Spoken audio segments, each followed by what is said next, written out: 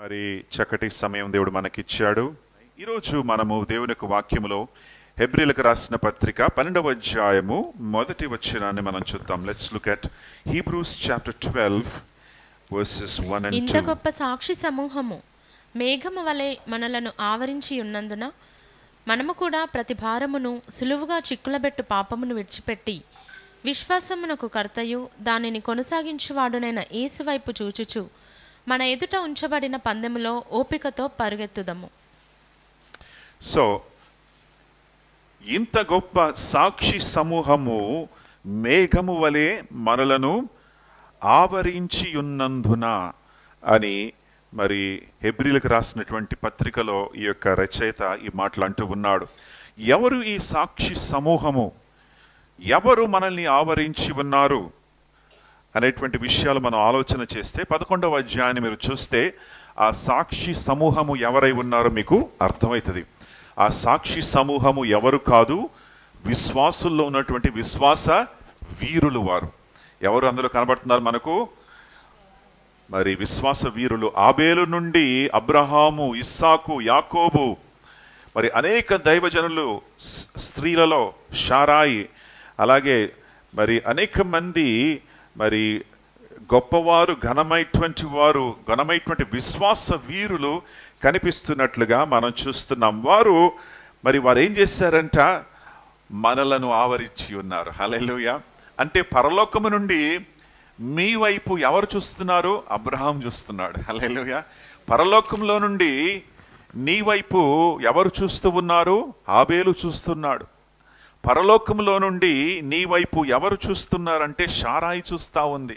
నా కుమారుడు ఈ సమస్యను ఎలా ఎదుర్కొంటాడు? నా వలె విశ్వాసముతో నడుస్తాడా? నా కుమార్తె ఈ సమస్యను ఎలా ఎదుర్కొంటుంది?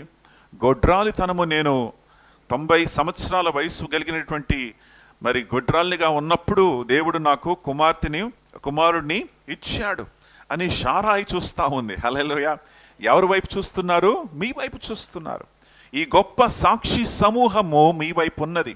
మీరు ఎదుర్కొన్నటువంటి సమస్యలను మీరు ఏ రీతిగా జయించబోతున్నారో వారు మీ వైపు చూస్తూ ఉన్నారు. హల్లెలూయా.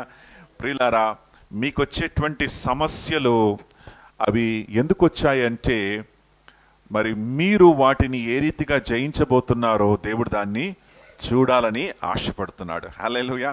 How is my son going to face it? నా కుమారుడు దీన్ని ఏ రీతిగా ఎదుర్కోబోతున్నాడు, నా కుమారుడు దీనిని ఏ రీతిగా జయించబోతున్నాడు అని దేవుడు నీ వైపు చూస్తూ ఉన్నాడు. దేవునామానికి మహిమ కలుగును గాక. సో ఈ యొక్క వాక్య భాగములో మరి మనకు కనబడినటువంటి విషయం ఏంటంటే, మనము ప్రతి భారమును ఏం చేయాలంట? ప్రతి భారమును, సులువుగా చిక్కుకునేటువంటి ప్రతి పాపమును మనము విడిచిపెట్టాలి. ప్రతి భారమును విడిచిపెట్టాలి. ఈ రోజుల్లో అందరికీ కూడా మరి హెల్త్ గురించి చాలా మనకు అవగాహన ఎక్కువగా వచ్చేసింది. ఈ రోజుల్లో ప్రతి ఒక్కరు కూడా జిమ్కి వెళ్ళాలని ఆశపడుతున్నారు కదా. అందరికీ ఉన్నటువంటి అవగాహన ఏంటంటే, నేను ఎలా ఉండాలి? ఆరోగ్యంగా ఉండాలి. ఎందుకంటే మనకు చాలా కావాల్సినటువంటి విషయం ఏంటంటే ఆరోగ్యం ఉంటే ఏమైనా చేయొచ్చు కదా.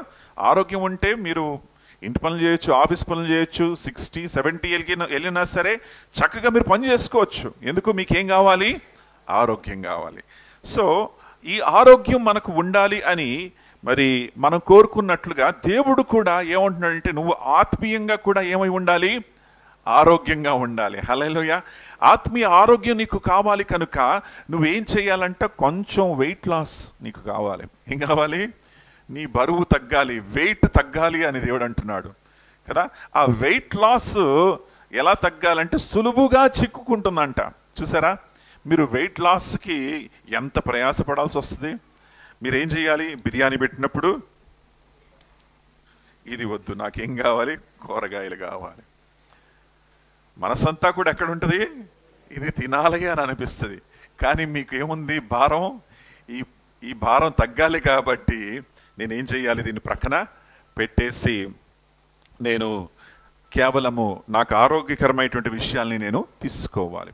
సో అటువంటి మరి ఆశ మనం కలిగి ఉండాలి, అటువంటి అవగాహన మనకు ఉండాలి. అదేంటంటే పౌలు ఏమంటున్నాడంటే మీ సులువుగా చిక్కుకునేటువంటి భారాలన్నింటినీ కూడా, పాపము సులువుగా చిక్కుకునేటువంటి భారాలన్నింటినీ కూడా మీరేం చేయాలంటే ప్రక్కన పెట్టాలి.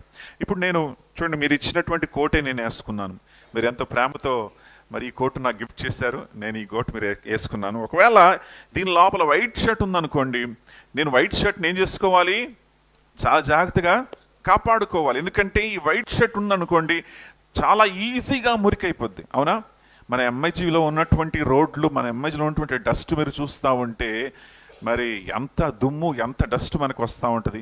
ఈ తెల్ల షర్ట్ వేసుకుని బయటికి వెళ్ళాను అనుకోండి, ఇంటికి వచ్చేటప్పటికి ఈ తెల్ల షర్టు ఏమైపోద్ది, మరి దానికి మురికి అంటుకుంటుంది. సో మన యొక్క ఆత్మీయ జీవితాన్ని కూడా చాలా జాగ్రత్తగా మనం కాపాడుకోవాలి. We have to be careful about what we're doing with our lives. భక్తుడైనటువంటి మరి హెబ్రీలకు రాసినటువంటి పత్రికలో అంటున్నాడు, మీరు చాలా జాగ్రత్తగా మీ జీవితాన్ని కాపాడుకోవాలి. సులువుగా చిక్కుకునేటువంటి పాపాలను మనం ఏం చేయాలంట, విడిచి పెట్టాలి. ఈజీగా మనకేం చిక్కుకుంటుంది చెప్పండి? చాలా ఈజీగా మనకు చిక్కుకునేటువంటి పాపాలు చెప్పండి, మీరే చెప్పాలి. తొందరగా కోపం వచ్చేస్తుంది, అవునా? కోపం పని మనకు కొన్నిసార్లు సడన్గా వచ్చేస్తుంది అనమాట. దాన్ని బైబిల్ ఏముంటుంది, ప్రక్కన పెట్టాలి, విడిచి పెట్టాలి. రెండవది అసూయ. అసూయ కూడా వస్తుంది. ఎందుకు? వాళ్ళ దగ్గర ఏముంది, నా దగ్గర ఏముంది, వాళ్ళకి అది ఉంది నాకు లేదు, వాళ్ళ దగ్గర బండి ఉంది నా దగ్గర బండి లేదు, వాళ్ళ దగ్గర చక్క చీరలు ఉన్నాయి, నగలున్నాయి, నాకేమి కూడా నా భర్త ఏం కొనిపెట్టలేదు నాకు అని నీ యొక్క కోపం, అసూయ ఏమవుతుంది, కోపంలోకి మారిపోతుంది. కోపం ఎవరి మీద చూపిస్తావు? నీ భర్త మీద చూపిస్తావు కదా. సో ఈ రీతిగా సులువుగా చిక్కుకుంటుంది. ఇంకొక సులువుగా చిక్కుకునేటువంటి విషయం ఏంటంటే వరిని ఏమంటారు తెలుగులో? చింత కదా.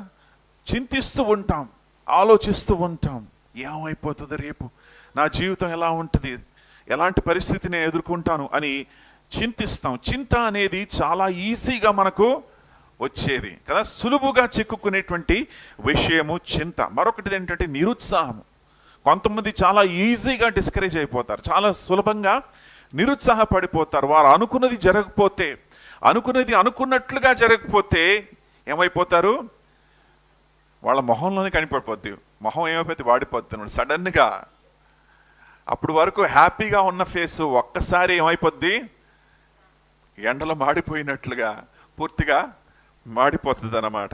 సో ఈ రీతిగా మనకు సులువుగా చిక్కుకునేటువంటి పాపాలు ఉన్నాయి. పెద్ద పాపాలు కావండి, మనం అట్లా ఆ రూట్లో మనం వెళ్ళం కదా.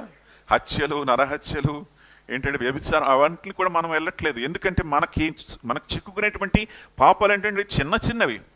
ఏంటవి? ఈ కోపాలు, ఈ యొక్క మరి ఫ్రస్ట్రేషను, డిస్కరేజ్మెంటు, డిసప్పాయింట్మెంట్, ఇవన్నీ కూడా చాలా ఈజీగా మన జీవితాల్లో మనకు సోకుతూ ఉంటాయి.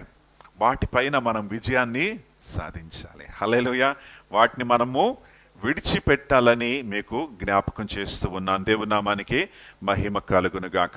ప్రియులారా, కొన్ని విషయాలు మీకు చెప్పాలని ఆశపడుతున్నాను. మరి మనము ఈ యొక్క భారాల్ని మనం విడిచిపెట్టాలి. కొంతమంది ఏమంటారంటే, మరి నా భారం ఏంటో ఏమి లేదండి, నా భర్తే నా భారం కదా. సిస్టర్స్ ఏమంటారు, మై హస్బెండ్ ఈజ్ ఓన్లీ, ఆయన పెద్ద బర్డన్ అండి నాకు, ఆయనకు వండి పెట్టాలి, టైంకి ఆయనకి ఛాయ్ పెట్టాలి, టైం అయిపోతుందంటే ఆయన కంగారు పెట్టేస్తాడండి, ఆయనే పెద్ద భారం నాకు అంటారు కదా.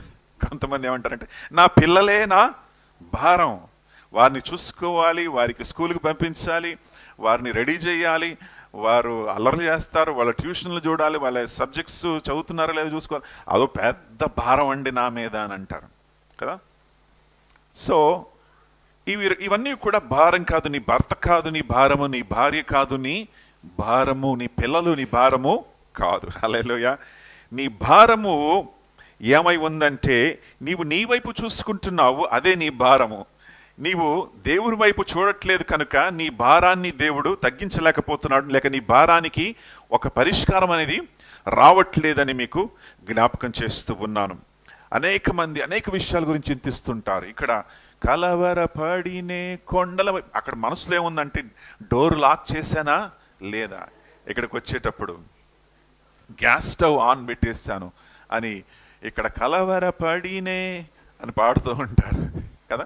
మీ మైండ్లో ఏం తిరుగుతుంది, ఇప్పుడు వంట చేయలేదు, ఇంటికి తొందరగా వెళ్ళిపోవాలి, మా హస్బెండ్ వెయిట్ చేస్తూ ఉంటాడు, ఆయనకు ఆకలి ఎక్కువ, తొందరగా పెట్టాలి ఆయనకి లంచ్, ఎప్పుడు తొందరగా బయటపడతాను, గ్యాస్ స్టవ్లో గ్యాస్ మీద అది ఉంది, ఇంట్లో మరి కర్రీస్ లేవు, కర్రీ పాయింట్కి వెళ్ళి తెచ్చుకోవాలా, ఇవన్నీ కూడా మీ మైండ్లో తిరుగుతా ఉంది. ఇక్కడైతే ఆహా అని అంటూ ఉంటారు కదా. ప్రియులారా, మనము మన జీవితాల్లో ప్రాముఖ్యమైనటువంటి విషయాలు మనం ఎన్నుకోవాలి. బైబిల్ ఏమంటుందంటే చూస్ వాట్ ఈస్ రైట్. ఏదైతే ప్రాముఖ్యమో వాటిని మనం ఏం చేయాలి, చూస్ చేసుకోవాలి, మనము ఎన్నుకోవాలి. సో 4 విషయాలు చెప్తాను, జాగ్రత్తగా మరి వినండి. మొదటి విషయం ఏంటంటే మన జీవితము మనము హ్యాపీగా జీవించాలి, సంతోషంగా జీవించాలి. We need to have a good quality life. ఒక క్వాలిటీ జీవితాన్ని మనం జీవించాలి. కొంతమంది ఏమంటారంటే నాకు ఈ జీవితమే వద్దు, నేను పరలోకానికి వెళ్ళిపోతాను. మరి దేవుడు నిన్ను పంపించాడు కదా ఇక్కడికి, ఉండమన్నాడు కదా దేవుడు ఇక్కడ, నువ్వెందుకు ఇప్పుడే పరలోకానికి వెళ్ళిపోతానంటావు కదా. దేవుడు నిన్ను ప్రేమించి లోకానికి నేను పంపిస్తే నువ్వేమంటున్నావు, ఈ లోకమే నాకు వద్దు, ఈ జీవితమే నాకు వద్దు, పరలోకమే నాకు శాశ్వతం, అక్కడికి వెళ్ళిపోతానంటావు. దేవుడి యొక్క చిత్తం ఏంటంటే నువ్వు సంతోషంగా దీర్ఘాయుష్యు కలిగి నువ్వు జీవించాలి. హల్లెలూయా. నీవు దీవించబడి ఈ లోకములో తన కార్యాన్ని నువ్వు జరిగించాలి. ఈ లోకములో నువ్వు సంతోషంగా ఉండి నీ కుటుంబాన్ని సంతోషంగా పెట్టి నీవు సంతోషంగా ఉండి దేవుని నామాన్ని నువ్వు మయంపరచాలి. అది దేవుని యొక్క చిత్తమై ఉన్నది, అది దేవుని యొక్క కోరికై ఉన్నది. దేవుడు ఎంత గొప్పవాడండి, ఆయన ఎంత మరి గొప్ప దేవుడై ఉన్నాడు. పరలోకములో ఆయన మన కోసం చక్కటి నివాసాన్ని సిద్ధపరిచాను, కానీ ఇప్పుడే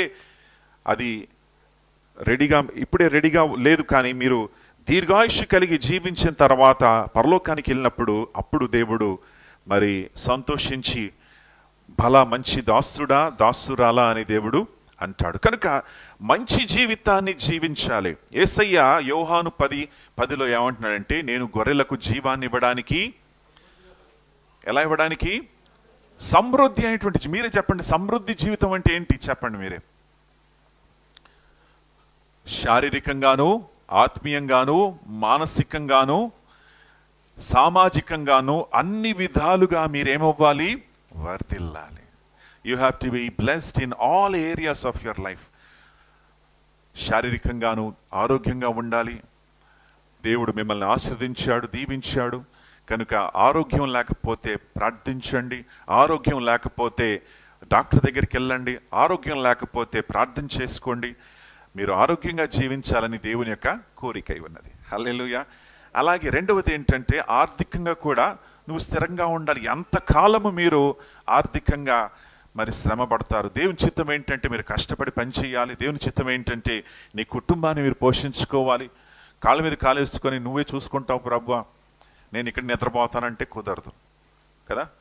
lord you will help me, యెహోవా ఈరేగా నన్ను పోషిస్తావు అని చెప్పి నువ్వు ఇంట్లో నిద్రపోతే లాభం ఏముంది. యెహోవా ఈరే ఏం కోరుకుంటున్నాడు, నువ్వు లేచి పని చేయాలి, నువ్వు వెళ్ళి కష్టపడాలి. నువ్వు వెళ్ళి కష్టపడి పనిచేసి సంపాదించినప్పుడు నువ్వు సంతోషంగా ఉంటావు, నీ కుటుంబం కూడా సంతోషంగా ఉంటుంది. సమృద్ధి అయినటువంటి జీవితంలోకి మనము ఎంటర్ అవ్వాలి ప్రియులారా. అన్ని విధాలుగా మనము ఆశీర్వదించబడాలి, దీవించబడాలి. సో ప్రాముఖ్యమైనటువంటి విషయం ఏంటంటే నువ్వు కరెక్ట్ విషయాన్ని నువ్వు ఎన్నుకోవాలి, సరైనటువంటి విషయాలను నువ్వు ఎన్నుకోవాలి. మన జీవితాల్లో కూడా ఏది ఇంపార్టెంటో మనం ఎన్నుకోవాలి, ఏది ప్రాముఖ్యమో మనము ఎన్నుకోవాలి, ఏది మన జీవితంలో ముఖ్యమో మనం ఎన్నుకోవాలి. మత్తయి 6:33 ఏముందంటే దేవుడు ఏమంటున్నాడు చూడండి. మత్తయి 6:33 కాబట్టి మీరు ఆయన రాజ్యమును నీతిని మొదట వెదకుడి. ఆయన రాజ్యము ఆయన నీతిని ఫస్ట్ వెతకండి, అప్పుడు అవన్నీ మీకు అప్పుడు అన్ని కూడా వచ్చేస్తాయి. సో దేవుని రాజ్యం అనేది సైడ్ డిష్ కాదు, మెయిన్ కోర్స్. అది ఏది, దేవుని రాజ్యం ఇట్ ఈస్ నాట్ అ సైడ్గా నువ్వు మరి తినేటువంటి విషయం కాదు. దేవుని రాజ్యం అనేది it is the main focus అన్నమాట. నీ జీవితంలో ప్రాముఖ్యమైనటువంటి మరి స్థానాన్ని నువ్వు దేనికి ఇవ్వాలి? దేవుని యొక్క కార్యానికి. హల్లెలూయా. దేవుని రాజ్యము ఆయన నీతిని ఎక్కడ పెట్టాలి? ఫస్ట్ పెట్టాలి. నీ అనుదిన జీవితంలో దేవునికి లాస్ట్ కాదు నువ్వు ఇచ్చేటువంటి స్థలము. అనుదిన జీవితంలో దేవునికి ప్రథమ స్థానాన్ని నువ్వు ఇవ్వాలి. దేవునికి మొదటి ప్లేసు నీ జీవితంలో ఇవ్వాలి. ప్రియులారా, మనల్ని మనం పరీక్షించుకుందాం. am I giving first place to God in my life? నా జీవితంలో దేవునికి మొదటి స్థానాన్ని నేను ఇస్తున్నానా లేదా అనేది మనం పరీక్షించుకోవాలి అని మీకు జ్ఞాపకం చేస్తున్నాను. ప్రతి విషయంలో దేవునికి ప్రథమ స్థానము మనము ఇవ్వాలి. మొదటి priority, first priority we need to give to God in our life. ప్రతి భారాన్ని మనము విడిచిపెట్టాలి అని మీకు జ్ఞాపకం చేస్తూ ఉన్నాను. మీ జీవితంలో మరి అనేక విషయాల గురించి మీరు చింతిస్తూ ఉంటారు, అనేక విషయాల గురించి మీరు బాధపడుతూ ఉంటారు. కానీ దేవుని యొక్క కోరిక ఏంటంటే ప్రతి విషయాన్ని మనం ప్రక్కన పెట్టాలి. ఇంకా చూద్దాం 12వ అధ్యాయం 1వ వచనం. ఇంత గొప్ప సాక్షి సమూహము మేఘము వలె మనలను ఆవరించి ఉన్నందున, ఇంత గొప్ప సాక్షి సమూహము మేఘము వలె మనల్ని ఆవరించి ఉన్నదంట. మనము కూడా ప్రతి భారమును సులువుగా చిక్కులబెట్టు పాపమును విడిచిపెట్టి విశ్వాసమునకు కర్తయు దానిని కొనసాగించువాడునైన యేసు వైపు చూచుచు మన ఎదుట ఉంచబడిన పందెములో ఓపికతో పరిగెత్తుదాము. మన ఎదుట ఉంచబడినటువంటి పందెములో మనం ఎలా పరిగెత్తాలంట? ఓపికతో మనము పరిగెత్తాలి. ప్రియులారా, మనము యేసు వైపు చూసుకుంటూ పరిగెత్తాలి, లోకం వైపు చూసుకుంటూ కాదు. ఈ సమయంలో ఒక చిన్న వీడియోను మనం చూద్దాం. ఈ వీడియోలో మీరే చెప్పండి, ఈ జరిగినటువంటి విషయం ఏంటో ఒక్కసారి చెప్పండి. దాంట్లో ఉన్నటువంటి రిజల్ట్ని ఒకసారి మనం అనలైజ్ చేద్దాం. అండర్ 18 200 మీటర్స్ ఛాంపియన్షిప్ జరిగినటువంటి విషయం చెప్పండి. ఏం జరిగింది? ఏం గమనించారు అక్కడ? 200 మీటర్లు పరుగు. 200 మీటర్ పరుగులో చాలా ఫాస్ట్గా స్టార్ట్ అయిపోయాడు. గమనించారా? లీడ్ చేస్తున్నాడు ఆ యవనస్తుడు, వెంట్రుకలు పొడుగా ఉన్నటువంటి యవనస్తుడు. చాలా స్పీడ్గా వెళ్ళిపోయాడు. స్పీడ్గా వెళ్ళిపోయి మధ్యలో ఏం చేశాడంటే నేను ఎక్కడున్నానని చూసుకున్నాడు. అవునా? అటు చూసాడు, వాళ్ళు అంత దూరం ఉన్నారు. ఇటు చూశాడు, వాళ్ళు అంత దూరం ఉన్నారు. ఏముందిలే, మెల్లగా వెళ్దాంలే అనుకున్నాడు. మెల్లగా వెళ్దామని మెల్లగా మరి తన యొక్క వేగాన్ని తగ్గించుకున్నప్పుడు తనకంటే ఫాస్ట్గా వెళ్ళి చేశారు, ముందుకు వచ్చేసారు. వాడికి 3rd ప్లేస్ కూడా రాలేదు. అక్కడ 4th 5th ప్లేస్కి వచ్చాడు ఆయన. ఫస్ట్ ప్లేస్లో ఉండాల్సినటువంటి యవనస్తుడు.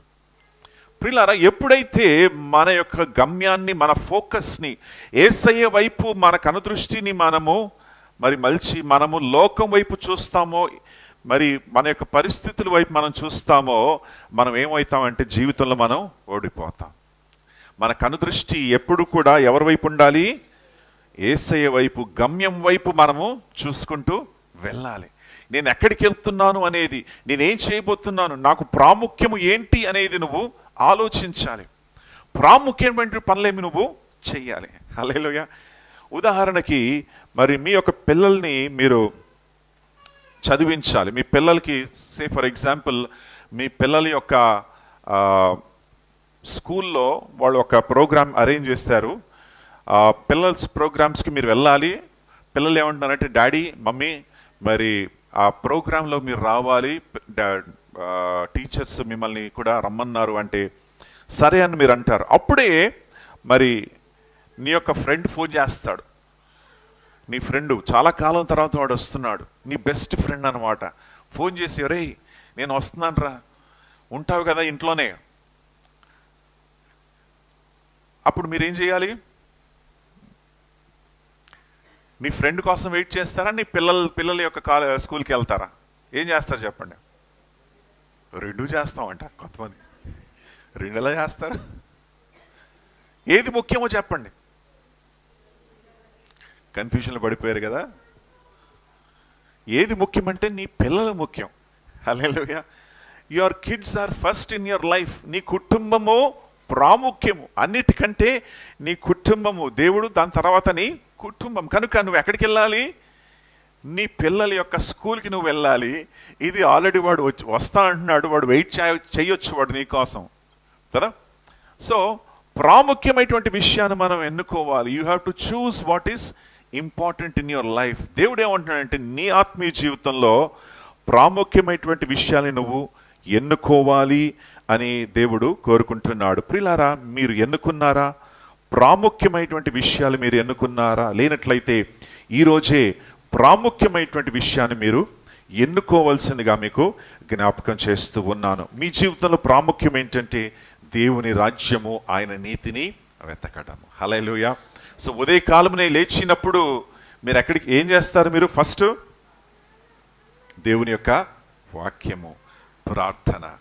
That is the first thing you need to do in your life. నువ్వు లేచిన వెంటనే ఫోన్ ముఖాన్ని చూడాల్సిన అవసరం లేదు. ఎవరి ముఖం చూడాలి? నువ్వు దేవుని ముఖాన్ని చూడాలి. హల్లెలూయా. ప్రియులారా, దేవుని ముఖాన్ని మనం చూస్తూ మనం ముందుకు వెళ్ళాలని మీకు జ్ఞాపకం చేస్తూ ఉన్నాను.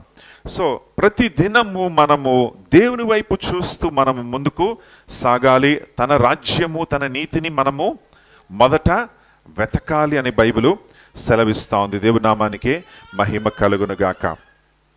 సో ప్రియులారా, మీరు ఎప్పుడైనా మరి వాక్యాన్ని చదివేటప్పుడు తొందరపడి చదివారా? వాక్యాన్ని తొందరగా చదివారా? మీకు ఏమైనా అర్థమవుతుందా? తొందరగా చదివితే అర్థం కాదు కదా. మీ సబ్జెక్ట్స్ కూడా మీరు రెండు విధాలుగా చదవచ్చు. కొంతమంది స్టూడెంట్స్ ఉన్నారు ఇక్కడ. కొన్ని స్కూల్స్లో ఏంటంటే చదువు చదువు చదువు అంటారు. వాళ్ళు ఏం చేస్తారంటే బట్టి కొట్టేస్తారు. బట్టి కొట్టినప్పుడు వాళ్ళకి అర్థం కాదు. ఏమవుతుంది? వాడు మొత్తం బట్టి కొట్టేస్తాడు, చెప్పమంటే టక టక టక టక చెప్పేస్తాడు. కానీ వాడికి సబ్జెక్ట్ అర్థం కాదు, టాపిక్ అర్థం కాదు, ఏం చెప్తున్నాడో వాళ్ళకి తెలియదు. చెప్పమంటే ఒక చిలకలాగా చెప్పుకుంటూ వెళ్ళిపోతాడు.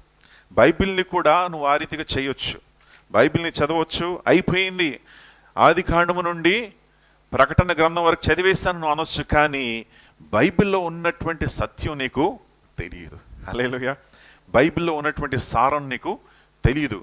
దేవునితో నువ్వు సత్సంబంధం కలిగి ఉండట్లేదు కనుక, బైబిల్ని నువ్వు ధ్యానపూర్వకంగా చదవట్లేదు కనుక నీవు దాంట్లో ఉన్నటువంటి అర్థం నీకు మరి అర్థం కాదు. ప్రియులారా, బైబిల్లో ఒక పదం ఉంది, అదేంటో మీకు చెప్తాను.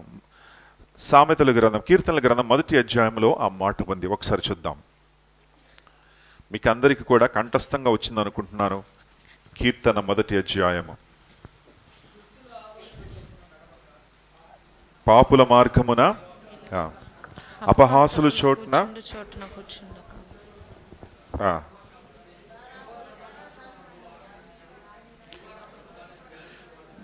దేవుని యొక్క ధర్మశాస్త్రమందు, అంటే దేవుని వాక్యమును ఆనందించుచు దీవారాత్రములు, అందరూ చెప్పండి గట్టిగా, ధ్యానించుచు. ఏం చేయాలి? ధ్యానించుచు. సో ధ్యానం చేసినప్పుడు ఏమవుతుందో తెలుసా? ఏమవుతుందండి? ఒక విషయాన్ని గురించి మీరు ఆలోచిస్తున్నప్పుడు ఆ విషయాన్ని గురించి నువ్వు లోతుగా ఆలోచిస్తావు. You will think deeply. కొన్ని విషయాలు మనం అంత డీప్గా ఆలోచించాల్సిన అవసరం లేదు. కొన్ని విషయాల గురించి మనం లోతుగా ఆలోచించాలి. సమస్యలు వచ్చినప్పుడు మనం డీప్గా ఆలోచించి దాని పరిష్కారం చేద్దామని మనం చూస్తూ ఉంటాం. So you need to go deep. లోతుగా మీరు వెళ్ళాలి. చెట్టును చూసినప్పుడు చెట్టు యొక్క మరి ఒక చెట్టు చాలా పెద్దగా అయింది అనుకోండి, దాని అర్థం ఏంటంటే దాని వేర్లు ఏమయ్యాయి? లోతుగా వెళ్ళాయి. నీ ఆత్మీయ జీవితంలో కూడా నువ్వు ఉన్నత స్థానానికి వెళ్ళాలంటే, ఆత్మీయంగా నువ్వు బలపరచబడాలంటే నీ ఆత్మీయ వేర్లు ఎక్కడికి వెళ్ళాలి?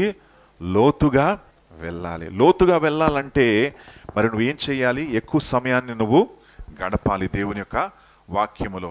ధ్యానించినప్పుడు జరిగేటువంటి విషయాలు మీకు చెప్తాను, ఒకసారి ఆలోచించండి. ధ్యానించడం అంటే ఈ యోగా చేసేటువంటి ధ్యానం కాదండి. ఇది దేవుని యొక్క వాక్యాన్ని చదివి ఆలోచించడము, దాని గురించి ధ్యానించడము.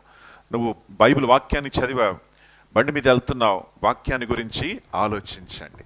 వాక్యాన్ని చదివావు, ఇంట్లో కూర్చున్నావు, ఇప్పుడు కొద్దిసేపు ఆలోచించండి, నేను దేని గురించి చదివాను. 12వ అధ్యాయం మొదటి 2 వచనాల్లో మరి ఈ యొక్క భారాలు ఏంటి, తొలగించాల్సిన భారాలు ఏంటి, నా జీవితంలో నేను ఎలాంటి భారాలు తొలగించాలి అని ఆలోచించండి. Think about it. దాని గురించి నేను ఏం చేయాలి? ఆలోచించాలి, ధ్యానించాలి. అప్పుడు ఏమవుతుందో తెలుసా? అప్పుడు నువ్వు మాట్లాడినప్పుడు దేవుని యొక్క మాటలు నీ నోట్లో నుండి బయటికి వస్తాయి. నీ క్రియలు వాక్యానుసారంగా ఉంటాయి. నువ్వు ఆలోచించి వాక్యాన్ని నీ అంతరంగంలో తీసుకున్నప్పుడు జరిగేటువంటి విషయం ఏంటంటే, నీ హృదయములో దేవుని యొక్క వాక్యము ఏమవుతుంది? నాటబడుతుంది. హల్లెలూయా. ఆ వాక్యము నాటబడినప్పుడు వాక్యములో ఉన్నటువంటి శక్తి ఎలాంటిదంటే, నాటబడినటువంటి వాక్యము ఫలిస్తుంది. హల్లెలూయా. అప్పుడు నీ జీవితంలో ప్రేమ, సమాధానము, దీర్ఘశాంతము, దయాలత్వము, సాత్వికము ఇవన్నీ కూడా ఏమవుతాయి? చక్కగా మీ జీవితంలో కనిపిస్తాయి. కాబట్టి ప్రియులారా, వాక్యమును ధ్యానించడం అనేది మన జీవితంలో మనకు ప్రాముఖ్యంగా ఉండాలి. దేవుని నామానికే మహిమ కలుగునుగాక. మనము టీ తీసుకుంటూ ఉంటాం కదండి, టీ తాగుతాం. ఎవరైనా టీ చేశారా? సరే, ఇక్కడ పండు ఉన్నాడు, పండు టీ చేస్తాడు మన కోసం. ప్రతి ఆదివారం మీరు తాగేటువంటి ఛాయ్ మన పండుని చేస్తున్నాడు. ఒకసారి పండు చేతులు ఒకసారి చూపించు. చక్కటి ఒకసారి అభినందిద్దాం. మనకు చాలా చక్కటి ఛాయ్ని మనకు ఉచితంగా ఆయన తయారు చేసి మన కోసం తీసుకొస్తూ ఉంటాడు. సో థ్యాంక్ యూ బ్రదర్, పండు బ్రదర్. సో ఈ యొక్క ఛాయ్ని ఆయన చేసేటప్పుడు ఏం చేస్తాడో తెలుసా? దానిని ఇలా మిల్క్ వేసి దాంట్లో ఛాయ్ పొడి వేసేసి గబగా తీసి పెట్టాడు ఆయన కదా. ఏం చేస్తాడు? కొద్దిసేపు దాన్ని మరిగిస్తాడు. మరిగించినప్పుడు ఏమవుతుంది? ఆ టీ పొడిలో ఉన్నటువంటి సారం అంతా కూడా ఎక్కడిలోకి వెళ్తుంది? ఆ యొక్క పాలలోకి వెళ్తుంది, లేక ఆ యొక్క నీళ్ళలోకి వెళ్తాయి. అది మంచిగా మరిగిన తర్వాతనే దాంట్లో ఏమొస్తుంది? రుచి అనేది ఉంటుంది. హల్లెలూయా. రుచి ఎప్పుడు వస్తుందంటే, చక్కగా మరిగినప్పుడు, వంటలు చేసినప్పుడు దాన్ని చక్కగా కుక్ అవ్వాలి. ఆ మసాలాలన్నీ కూడా మిక్స్ అవ్వాలి. అవన్నీ కూడా మరిగినప్పుడే రుచి అనేది వస్తుంది. హల్లెలూయా. అలాగే వాక్యాన్ని ధ్యానించినప్పుడే వాక్యంలో ఉన్నటువంటి రుచి అనేది బయటికి వస్తుంది. హల్లెలూయా. అప్పుడే నువ్వు అర్థం చేసుకుంటావు, అప్పుడే లోతుగా నువ్వు వెళ్తావు. వాక్యాన్ని ధ్యానించినప్పుడే నువ్వు ముందుకు వెళ్ళగలవు. కాబట్టి ప్రియులారా, దేవుని చిత్తం ఏంటంటే నీవు యేసు వైపు చూడాలి. రెండవది ఏంటండి? ఎవరి వైపు చూడాలి? మనము యేసు వైపు చూడాలి. యేసు వైపు చూడాలి. ఇప్పుడు ఈ యవనస్తుడు ఏం చేస్తాడో తెలుసా? తను ఎక్కడైతే వెళ్ళాలో ఆయన కనిపిస్తుంది. ఆ వెళ్ళేటువంటి గమ్యం దగ్గరికి ఆయన పరుగులు ఇంకా ఫాస్ట్గా నేను వెళ్ళాలి, ఎవరికి ఏమైనా సరే పర్వాలేదు, ఎవరు ఎక్కడున్నా సరే పర్వాలేదు, నా గురి ఏంటంటే నేను ఆ గమ్యాన్ని చేరుకోవాలి అని ఆయన ఆ యొక్క భావంతో ఆయన పరిగెత్తలేదు. కానీ ఆయన వెనక్కి తిరిగి వాడేం చేస్తున్నాడు, ఇటు తిరిగి వీడేం చేస్తున్నాడు అని చూస్తూ పరిగెత్తినప్పుడు ఆ యవనస్తుడు తన జీవితంలో ఓడిపోయాడు. ప్రియులారా, నీ జీవితంలో కూడా నువ్వు యేసు వైపు చూసుకుంటూ పరిగెత్తాలి. హల్లెలూయా. యేసయ్య మన యొక్క మరి గమ్యమై ఉన్నాడు. యేసయ్య మన యొక్క గురి అయి ఉన్నాడు. ఆ గురి వైపే మనము పరిగెత్తాలి అని మీకు జ్ఞాపకం చేస్తూ ఉన్నాను. యేసయ్య మనకేం చేస్తాడు? ఆయన వైపు మనం చూస్తున్నప్పుడు ఆయన ఏం చేస్తాడో చెప్పండి? మనకు బలమును, శక్తిని దయచేస్తాడు. Hallelujah. He gives us strength. ఆయన మనకు బలాన్ని, శక్తిని, మన అనుదిన జీవితంలో కావాల్సినటువంటి బలము, శక్తిని ఆయన అనుగ్రహిస్తాడు. చాలామంది ఫోన్ను చూసుకుంటూ వెళ్తూ ఉంటారు. చూస్తారు మీరు, రోడ్డు మీద కూడా వాళ్ళు ఇలా పట్టుకుంటూ ఇలా వెళ్తూ ఉంటారు. కొన్ని వీడియోస్ చూశాను, వాడు ఇలా పట్టుకుంటూ వెళ్ళి అక్కడ ఉన్నటువంటి స్తంభానికి వెళ్ళి గుద్దుకుంటాడు. ఇలా చూసుకుంటూ వెళ్ళి కింద ఉన్నటువంటి ఆ యొక్క మ్యాన్ హోల్ ఓపెన్గా ఉంది, దానిలో పడిపోయాడు మనిషి. ఎందుకంటే వాడు ఎక్కడ చూడాలి? రోడ్డు చూడాలి. కానీ వీడు ఏం చేస్తున్నాడు? రోడ్డు మీద నడుస్తున్నాడు, కానీ ఫోన్ చూసుకుంటూ వెళ్తున్నాడు. ప్రియులారా, మనము ఆ రీతిగా ఉండకూడదు. యేసు వైపు చూడాలి. కొంతమంది డబ్బు వైపు చూసుకుంటూ వెళ్తారు కదా. డబ్బే ముఖ్యము కాదు. హల్లెలూయా. కొంతమంది మరి ఉద్యోగమే ముఖ్యం అనుకుంటారు. ఇవన్నీ కూడా సైడ్ డిషెస్ అన్నమాట. ఇవన్నీ కూడా ఏంటి? సైడ్ డిషెస్, మీకు డెసర్ట్ లాంటివి. ఇవన్నీ కూడా ప్రక్కన పెట్టుకుంటాం. ముఖ్యమేంటి? దేవుడు ఏమంటాడంటే, నా రాజ్యము, నా నీతిని మీరు మొదట వెతకాలి. హల్లెలూయా. ఆయన రాజ్యాన్ని, ఆయన నీతిని మనము వెతకాలని మీకు జ్ఞాపకం చేస్తూ ఉన్నాను. ఫిలిప్పీలకు రాసిన పత్రిక 3వ అధ్యాయము 13వ వచనం. సహోదరులారా, ఆ, నేను ఇదివరకే పట్టుకొని ఉన్నానని తలంచుకొనను. అయితే ఒకటి చేయుచున్నాను. అయితే 10 చేస్తున్నాను అంటున్నాడా? అయితే ఒకటే చేస్తున్నాను, 10 పనులు నేను చెయ్యట్లేదు. వెనుక ఉన్నవి మరచి ముందున్న వాటి కొరకై వేగిరపడుచు. ముందున్న వాటి కొరకే నేను వేగిరపడుచు. క్రీస్తు యేసునందు దేవుని ఉన్నతమైన పిలుపునకు కలుగు బహుమానమును పొందవలెనని గురి యొద్దకే పరుగెత్తుచున్నాను. గురి యొద్దకే నేనేం చేస్తున్నాను? ఆయన చేసేటువంటి పనులు 2 కాదు, 3 కాదు, ఒకటే పని చేస్తున్నాడు. ఏ పని చేస్తున్నాడు? ఓన్లీ వన్ థింగ్, ఒకటే పని చేస్తున్నాను నేను. ఆ పని ఏంటంటే, నా ఎదుట ఉంచబడినటువంటి ఆ పంద్యములో నేను గురి యొద్దకే నేను పరిగెత్తుతూ ఉన్నాను. హల్లెలూయా.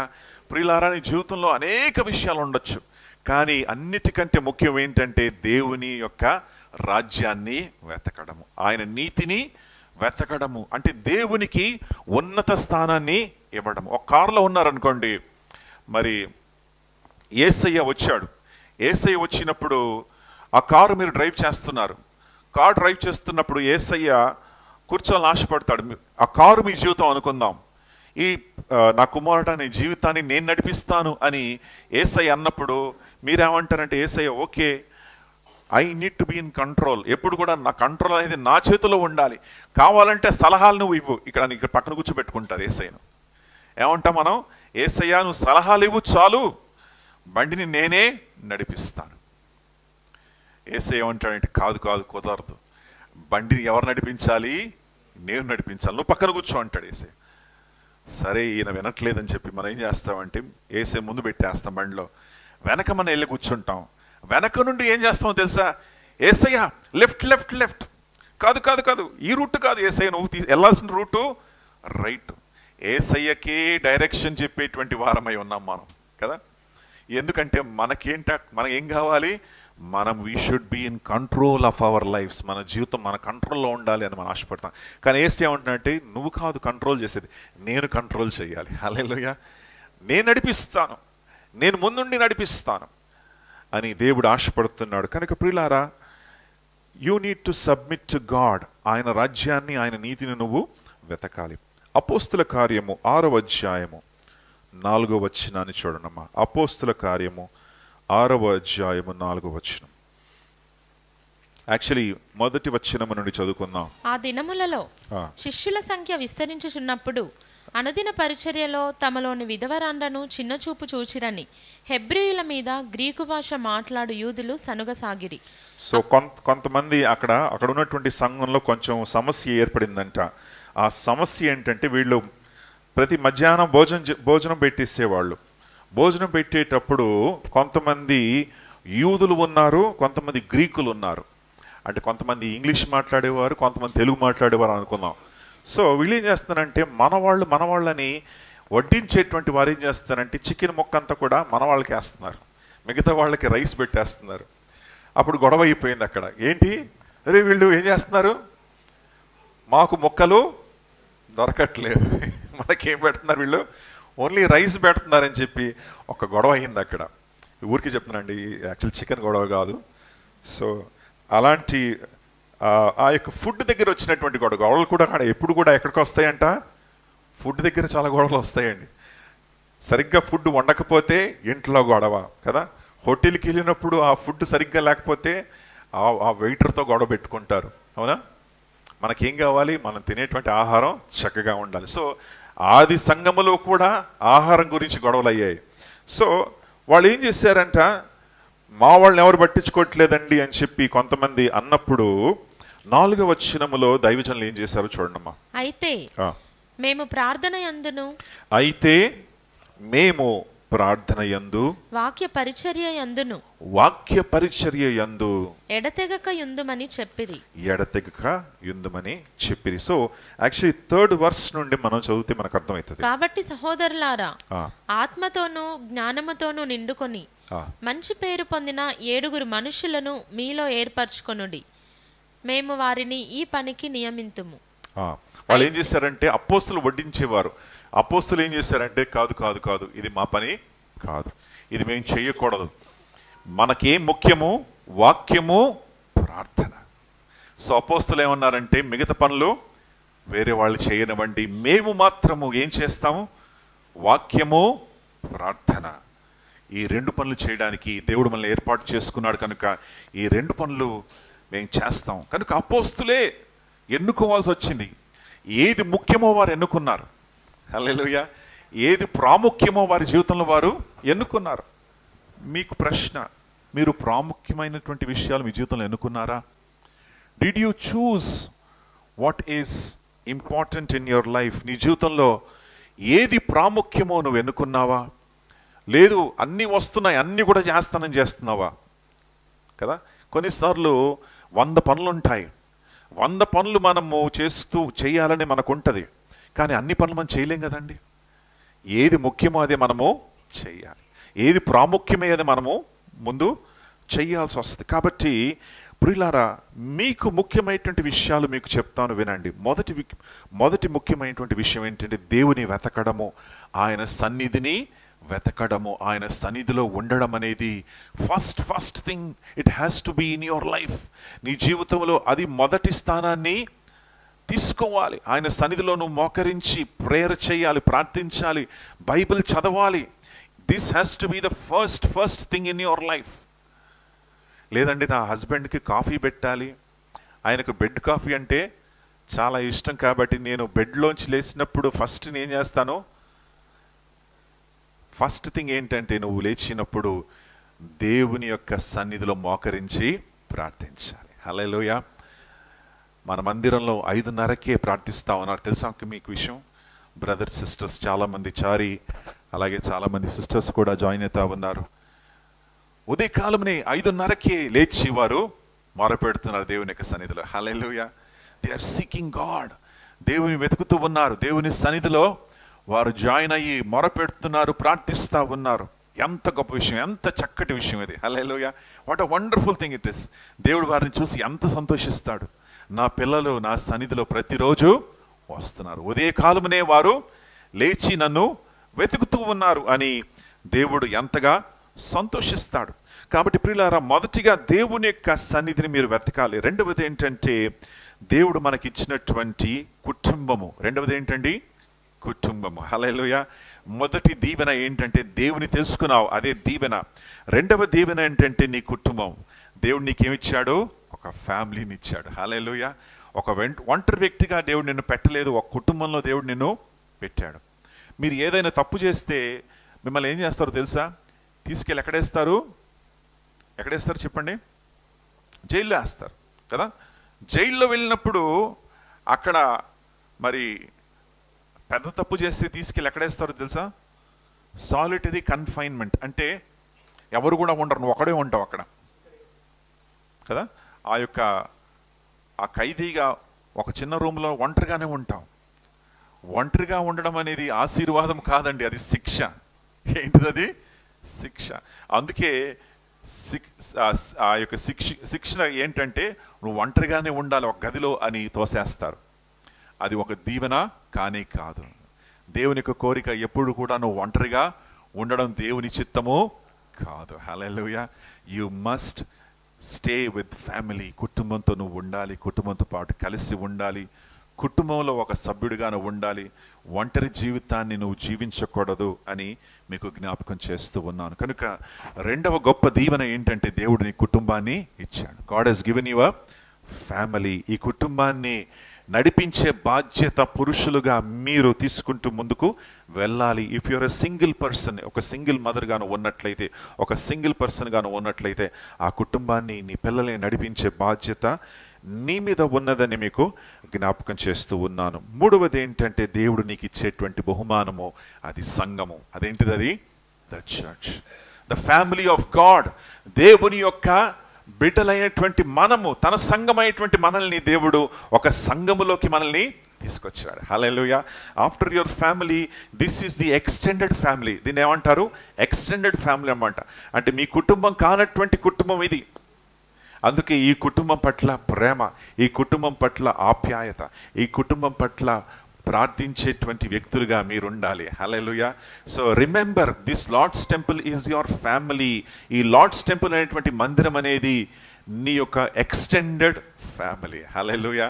కనుక మీ అన్నగా నేను ఇక్కడ ఉంటున్నాను, మరి మీ యొక్క సహోదరులుగా మీరు ఉన్నారు, సహోదరులుగా మనం ఉంటున్నాం. We're a family of God. దేవుడు మనల్ని ఈ చక్కటి కుటుంబంలో పెట్టి ఉన్నాడు. కనుక మనము ఈ కుటుంబ సభ్యులుగా మనం జీవిస్తూ మనం ముందుకు సాగుదాం. ఒకరి కొరకు ఒకరు మనము ప్రార్థించి మన ఆత్మీయ జీవితాల్ని మనము బలపరుచుకోవాల్సిందిగా మీకు జ్ఞాపకం చేస్తూ ఉన్నాను. దేవుని నామానికి మహిమ కలుగునుగాక. కాబట్టి ప్రియులారా, మనము దేవుని యొక్క బిడ్డలుగా మనము ఒంటరిగా ఉండడం అనేది ఆయన చిత్తము కాదు. Hallelujah. God does not want you to be alone. He wants you to be joined in a family. ఒక కుటుంబంలో నువ్వు ఉండాలని దేవుని యొక్క చిత్తమై ఉన్నది. చివరి విషయం ఏంటంటే, నీవు ఒక మాదిరిగా జీవించాలి. ఎలా జీవించాలి? ఒక మాదిరిగా జీవించాలి. మన చుట్టూ ఎంత గొప్ప సాక్షి సమూహము ఉన్నది కనుక నీవు మాదిరికరమైనటువంటి జీవితాన్ని జీవిస్తూ నువ్వు దేవుని కొరకు జీవించాలని దేవుడు ఆశపడుతున్నాడు. హల్లెలూయా. దేవుడు ఆశపడుతున్నాడు. ఒక మాదిరిగా జీవించాలని దేవుడు కోరుకుంటున్నాడు. నువ్వు చేసేటువంటి ప్రతి పనిలో కూడా న్యాయము, నిజాయితీ అనేది కనపడాలి. నువ్వు ఉద్యోగంలో నిజాయితీగా నువ్వు పనిచేయాలి. నీ మేనేజర్ క్రింద నీ మేనేజర్ అనుకున్నట్లుగా, ఆయన సంతోషపరిచినట్లుగా నువ్వు పనిచేయాలి. కష్టపడి పని చెయ్యాలి. నీ వర్క్లో ఎక్సలెన్స్ అనేది కనపడాలి. ఏం కనపడాలండి? ఎక్సలెన్స్. ఆ ఎక్సలెన్స్ అనేది నీ యొక్క వర్క్లో కనిపించినట్లయితే ఉన్నత స్థాయికి వెళ్తావు నువ్వు. హల్లెలూయా. నువ్వు చేసేటువంటి పనిలో if you excel, if you put extra effort, if you excel in what you are doing, then God will lift you up. Hallelujah. దేవుడు ఏం చేస్తాడు? నన్ను లేవనెత్తుతాడు. నీకు ఇచ్చినటువంటి వ్యాపారములో నువ్వు కష్టపడి పనిచేసినప్పుడు, నూతన తలంపులతో నీ వ్యాపారాన్ని నువ్వు అభివృద్ధి పరిచినప్పుడు, నూతన ఆలోచనలు తీసుకొని నీ వ్యాపారాన్ని నువ్వు ఇంకా ఎంతగా దాన్ని డెవలప్ చేయగలవు అనేటువంటి ఆలోచన కలిగి ఇంకా ఎఫర్ట్ పెట్టి నువ్వు ముందుకు సాగినట్లయితే దేవుడు దీవిస్తాడు, ఆశీర్వదిస్తాడు. హల్లెలూయా. కాబట్టి ప్రియులారా, we need to lead by example. ఒక మాదిరికరమైనటువంటి జీవితాన్ని మనం జీవించాలి. మన యొక్క క్రియల ద్వారా, మన యొక్క నడవడిక ద్వారా, మన ప్రవర్తన ద్వారా ప్రజలందరూ కూడా మనల్ని చూసి మనము దేవుని బిడ్డలై ఉన్నామని వారు గుర్తించాలి. రోమా 12వ అధ్యాయం 2వ వచనాన్ని మనం చూసి ముగించుకుందాం. రోమా 12వ అధ్యాయము 2వ వచనం. మీరు ఈ లోక మర్యాదను అనుసరింపక, లోక మర్యాదను మీరు అనుసరించక, ఉత్తమము అనుకూలము సంపూర్ణమునై ఉన్న దేవుని చిత్తమేదో పరీక్షించి తెలుసుకున్నట్లు మీ మనస్సు మారి నూతన మగుట వలన రూపాంతరము పొందుడి. మీరు దేవునికి చిత్తం ఏంటో పరీక్షించి ఏం చెయ్యాలి? తెలుసుకోవాలి కదా. ఇప్పుడు సిస్టర్స్, మీరు షాపింగ్కి వెళ్ళారనుకోండి, ఊరికి ఎలా వెళ్ళిపోతారా? మీరు వెళ్ళరు కదా. బ్రదర్స్గా మాకు అందరికి ఎక్స్పీరియన్స్ ఉంది. ఏంటంటే తెలుసు, మీకు అందరికీ తెలుసు ఎక్కడ ఏ షాపులో కరెక్ట్గా దొరుకుతుంది, ఎక్కడ ఏ షాపులో ఎలాంటి ఐటమ్స్ దొరుకుతాయో మీకు తెలుసు. ఎందుకంటే ఆ ఇన్ఫర్మేషన్ అంతా కూడా మీరు ముందు గ్యాదర్ చేసుకున్నారు. అవన్నీ కూడా మీరు ముందే తెలుసుకొని వాటన్నిటి గురించి మీరు పరిశోధించి దాన్ని పరీక్షించి మీరు క్లియర్గా అర్థం చేసుకున్న తర్వాత పలానా చోటుకి నేను వెళ్ళాలి అని మీరు డైరెక్ట్గా అక్కడికే నడిపిస్తారు. సో కాబట్టి ప్రియులారా, మీరు కూడా పరీక్షించాలి, ఆత్మీయ విషయాలు కూడా గ్రహించాలి. ఆత్మీయ గ్రహింపు మీకు కావాలి. What is good, what is important, what is good for you. ఆత్మీయ జీవితానికి ఏది ఇంపార్టెంట్, ఎలా మనం జీవించాలి, ఎలా లోకంలో ఎలా జీవించాలి, ఎలా కష్టపడాలి, ఎలా నేను ముందుకు రావాలి అనేది నువ్వు పరీక్షించి తెలుసుకోవాలి. హల్లెలూయా. అలా చేసి నీ మనస్సు మారి నువ్వు నూతన పరచబడినప్పుడు మరి దేవుడు నిన్ను లేవనెత్తి ఆశీర్వదించి బలపరిచి అభివృద్ధిని కలగ చేస్తాడు. ప్రియులారా, దేవుడు నీకు ఈ 4 దీవెనలు ఇచ్చి ఉన్నాడు. మొదటి దీవెన ఏంటంటే ఆయనను వెతికేటువంటి దీవెన. ఆయన రాజ్యము, ఆయన నీతిని వెతికినప్పుడు వచ్చేటువంటి దీవెన దేవుడు నీ కోసం ఏర్పాటు చేశాడు. హల్లెలూయా. రెండవ దీవెన ఏంటంటే నీ కుటుంబం యొక్క దీవెన. ఒక కుటుంబంలో దేవుడు నేను పెట్టాడు కనుక నీ యొక్క కుటుంబాన్ని నడిపించే బాధ్యత, నీ కుటుంబాన్ని ప్రేమించి నీ కుటుంబ సభ్యులందరినీ కూడా సన్మార్గంలో నడిపించేటువంటి బాధ్యత నీ మీద పెట్టి ఉన్నాడు. మూడవది ఏంటంటే సంఘములో దేవుడు నేను పెట్టి ఉన్నాడు. యువర్ ఎక్స్టెండెడ్ ఫ్యామిలీ, ఈ కుటుంబంలో కూడా దేవుడు నిన్ను చేర్చాడు కనుక సంఘములో నువ్వు ముందుకు సాగాలి. నాలుగవది ఏంటంటే దేవుడు మనకిచ్చినటువంటి మనకు ఉద్యోగం, మనకిచ్చినటువంటి పని, దాన్ని మనం చక్కగా చేసి మనము ఆయన నామాన్ని మనం దాంట్లో మయంపరచాలి. దాని ద్వారా దీవెన, ఆశీర్వాదం నీ జీవితంలోకి దేవుడు నడిపిస్తాడు. 4 విషయాల గురించి మనం ఆలోచన చేద్దాం. ప్రతి భారాన్ని మనం ప్రక్కన పెడదాం. ఎక్కువగా మరి మనము మన లోకములో ఎక్కువగా బ్యాగేజెస్ మనం తీసుకెళ్ళకూడదు. మీరు ఈ రన్నింగ్ చేసే పరిగెత్తే వాళ్ళు ఎలా డ్రెస్ వేసుకున్నారు చూడండి. వాడు ఏమన్నా ఏమంటారు దాన్ని, బ్యాక్ ప్యాక్ వేసుకొని పరిగెత్తున్నాడు వాడు? లేదు కదా. వాడు చిన్న షర్ట్, ఒక చిన్న షార్ట్ వేసుకుంటాడు అంతే. అది కూడా ఎలా వేసుకుంటారంటే లైట్గా ఉంటుంది, అది అసలు తేలికగా ఉంటుంది. అంటే ఆయన పరిగెత్తేటప్పుడు ఏది కూడా అడ్డు రాకూడదు వాడికి, ఏ భారము కూడా వాడికి ఉండకూడదు. భారము లేకుండా వాడు పరిగెత్తినప్పుడు చాలా ఫాస్ట్గా, వేగంగా వాడు వెళ్ళచ్చు. హల్లెలూయా. ఎటువంటి భారము లేకుండా మనం ముందుకు సాగినప్పుడు దేవుడు మన జీవితంలో మాయంపరచబడతాడు. కనుక ప్రతి భారాన్ని మనం ప్రక్కన పెడదాం. మనం పాడినట్లు పాట, మనం చక్కటి పాట పాడాం కదా, కలవరపడినే కొండల వైపు నా కనులెత్తుదునా. అంటే కలవరపడినప్పుడు ఎవరి వైపు మన కన్నులు ఎత్తాలి? దేవుని వైపు. హల్లెలూయా. ఆయన వైపు మన కన్నులు ఎత్తినప్పుడు ఆయన మనకు సహాయము చేసి మనల్ని నడిపించేటువంటి దేవుడై ఉన్నాడు. ప్రార్థన చేద్దాం. అందరూ కూడా తలలు వంచినట్లయితే దేవుని వైపు చూద్దాం, ప్రార్థన చేద్దాం. పరిశుద్ధుడా యేసయ్య, నీకే స్తోత్రాలు. ప్రభువా, నీవు మాకు ఉండగా, ప్రభువా నీవు మాకు అండగా ఉన్నావు, మమ్మల్ని నడిపించే దేవుడై ఉన్నావు, మా క్షేమాన్ని కోరేటువంటి దేవుడై ఉన్నావు, మమ్మల్ని బలపరిచే దేవుడై ఉన్నావు, నూతన పరిచే దేవుడై ఉన్నావు తండ్రి. ఇదిగో తండ్రి, మమ్మల్ని ప్రేమించి తండ్రి నీ రాజ్యాన్ని మాకు ఇచ్చావు తండ్రి. ఇదిగో పరలోక రాజ్యము సమీపించిందని ప్రభువా, పరలోక రాజ్యములో నీ రాజ్య వారసులుగా, నీ కుమారులుగా, నీ కుమార్తెలుగా తండ్రి మమ్మల్ని తండ్రి మీరు చేర్చుకున్నందుకు నీకు వేలాది వందనాలు, స్తోత్రాలు, స్తుతులు చెల్లిస్తున్నాం తండ్రి. ప్రభు, మీరు మమ్మల్ని ప్రేమించి ఒక కుటుంబాన్ని ప్రభు మాకు దయచేశారు, ఒక కుటుంబ సభ్యులుగా మమ్మల్ని నిలిపారు తండ్రి. నీకు స్తోత్రాలు తండ్రి. మరి ప్రభు, మాకు కుటుంబాన్ని ఇచ్చినందుకు నీకు వేలాది వందనాలు, మాకు సంఘాన్ని ఇచ్చినందుకు వేలాది వందనాలు, మాకు స్నేహితులు ఇచ్చినందుకు వేలాది వందనాలు, ఉద్యోగం ఇచ్చినందుకు వేలాది వందనాలు తండ్రి. తండ్రి, కష్టపడి పనిచేయడానికి వ్యాపారం ఇచ్చినందుకు వందనాలు తండ్రి. తండ్రి, ప్రతి విషయంలో తండ్రి మీరే మయంపరచబడాలి ప్రభువా తండ్రి. మా యొక్క జీవితంలో తండ్రి మా మనస్సులు నూతనపరచబడి నీ చిత్తమేంటో మేము గ్రహించాలి, నీ ఆలోచన ఏంటో మేము గ్రహించాలి తండ్రి. ఇదిగో తండ్రి, లోకం వైపు చూడకుండా యేసు వైపు చూసుకొని పరిగెత్తే కృపను మాకు దయచేయండి అయ్యా. ఈ పరిశుద్ధ నామానికి మహిమ, ఘనత, ప్రభావాలు యుగ యుగములు కలుగునుగాక. యేసయ్య పేరట మనవి చేస్తున్నాను తండ్రి.